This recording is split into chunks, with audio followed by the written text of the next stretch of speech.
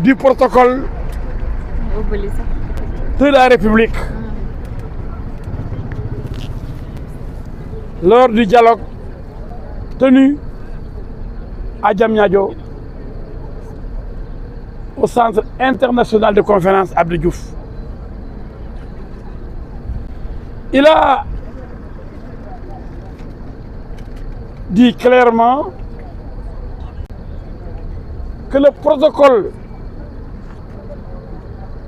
de la République voudrait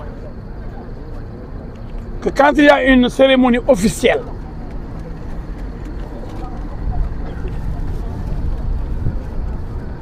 le président doit marcher devant, suivi par le président de l'Assemblée nationale, et le Premier ministre vient après. Alors qu'il a montré une photo qui prouve que ces trois personnalités ont marché côte à côte, épaule contre épaule. Et comme lui, il a siégé dans le gouvernement, il a été parlementaire, il a été chef de cabinet du président de la République.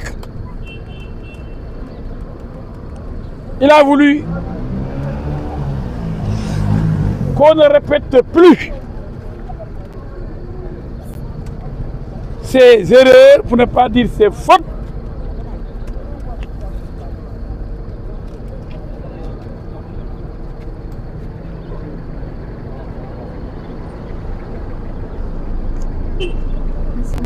qui ne sont pas seulement des fautes,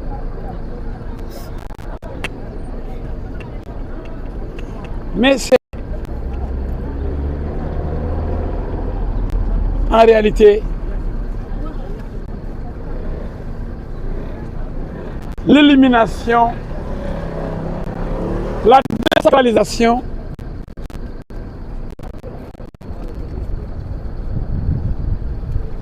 l'ignorance, tout simplement, qui amène au non-respect de ce protocole de la République. On lui reproche de dire que le protocole a été violé. Le protocole de la République. Donc, on lui reproche de dire la vérité.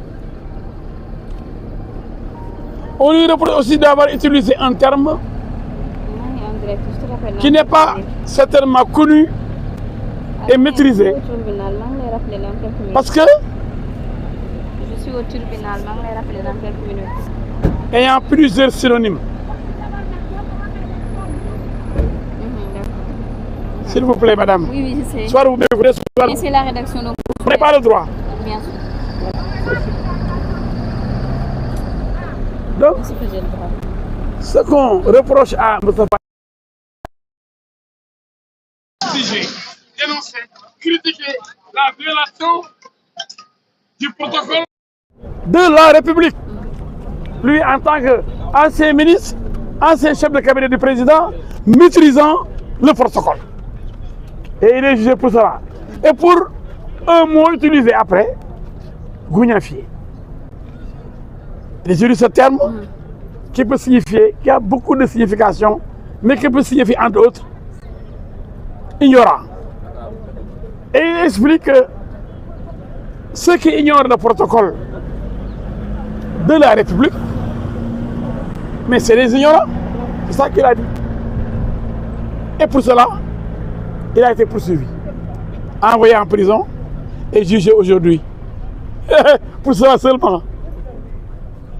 Pour avoir critiqué et dire que ceux-là qui sont là ignorent le protocole de la République, ils doivent aller en prison. Il n'y a pas autre chose. Il est jugé aujourd'hui, vous avez assisté à l'audience. Ça c'est très clair, il n'a pas répondu aux questions des enquêteurs et aux questions du procureur, il a répondu au juge, au siège. Et il s'est expliqué très clairement Je crois que tous ceux qui étaient là ont déploré la tenue de cette audience, qui n'aurait jamais dû avoir lieu.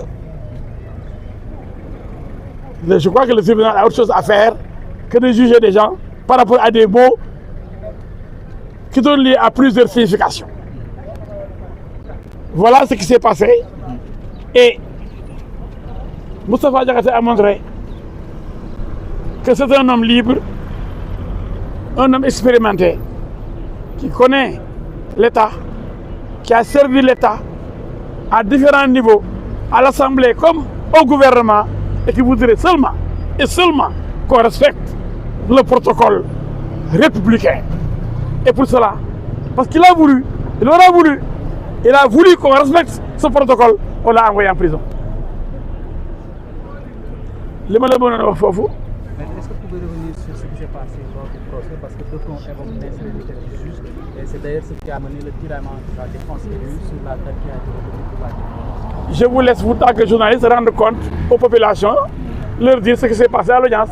Il ne m'appartient pas de revenir ici comme journaliste pour raconter ce qui s'est passé à l'audience. Votre rôle, en tant qu'historien du présent, c'est d'informer le public, l'informer, de donner des renseignements par rapport à l'audience. Vous pouvez revenir sur le tiraillement entre la défense et le juge par rapport à la date retenue pour la défense? Non, il n'y a pas de tiraillement. Le juge avait déjà donné une date, le 25 juin. Il est revenu curieusement et contre toute attente, donner une nouvelle date, le 2 juillet. Mais le juge, il est souverain. Le tribunal, il est souverain. Nous ne faisons qu'accepter. Nous allons attendre avec impatience. Mais nous pensons que Moustapha Diakhaté sera relaxé. Parce qu'il n'a offensé personne. Il n'a insulté personne. Et il faut ajouter l'erreur commise très souvent par le parquet, qui poursuit des gens. On l'a fait avec Bah Diakhaté. Et Bah Diakhaté a été relaxé pour le délit d'offense à des personnes exerçant tout au parti des prérogatives du chef de l'État. Actuellement, personne dans ce pays n'exerce des prérogatives du chef de l'État. Personne. Chaque personnalité exerce ses propres prérogatives. Le président n'a délégué aucune de ses prérogatives. Il n'a pas renoncé à ses prérogatives. C'est pourquoi Bah Diakhaté a été relaxé de ce chef. On revient aujourd'hui de dire qu'il y a offense à des personnalités, des personnes exerçant une partie des prérogatives du président. Ça, nous disons que vraiment, c'est déplorable qu'on continue, malgré la relaxe de Bah Diakhaté à l'époque, malgré la jurisprudence de ce même tribunal, à poursuivre des citoyens pour offense à des personnes exerçant des prérogatives du président. Ici, personne n'exerce des prérogatives du président. D'ailleurs, la dernière fois, le procureur lui-même s'était tellement trompé qu'il a été débouté parce qu'il avait dit, quand on l'a piégé pour lui demander de donner une preuve d'une violation de prérogatives du président, quelles sont ces prérogatives que le président aurait déléguées à quelqu'un d'autre, il a dit le contre-saint pris dans son piège. Le contre-saint ne relève pas du pouvoir du président. C'est la Constitution qui donne le pouvoir de contre-saint au Premier ministre. Donc ce ne sont pas des prérogatives du président qu'il a donné au Premier ministre. C'est la Constitution qui confère au Premier ministre, qui donne au Premier ministre le droit de contre-saint. Ce n'est pas le président qui dit, monsieur le Premier ministre, vous décidez ici. C'est la loi, c'est la Constitution. Donc ce ne sont pas des prérogatives ou une partie des prérogatives du président. Le contre-saint n'appartient pas au président. Le président n'a pas de pouvoir de contre-saint. Pour donner un pouvoir, faudrait-il l'avoir? Est-ce qu'on peut donner ce qu'on n'a pas? Est-ce qu'on peut donner ce qu'on n'a pas? On n'a pas le pouvoir de contre-saint. Le président n'a pas de pouvoir de contre-saint. Il ne peut pas signer et contre-signer. Le président, il ne peut pas signer et contre-signer.